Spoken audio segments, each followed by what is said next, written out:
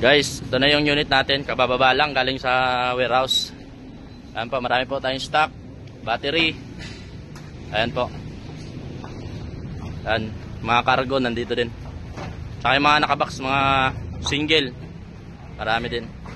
Ayan. Nagbababa sila ni Kuya. Ayan. Ito yung mga unit natin na ma-available. Mga 3 wheels na maliliit. Ayan.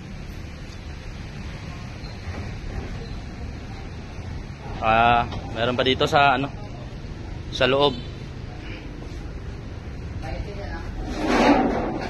Punta natin yung mga nakakapasok na unit sa sa store.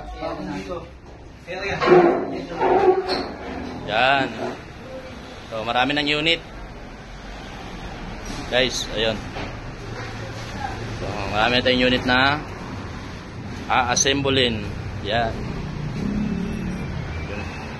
Ang sekretary natin dito.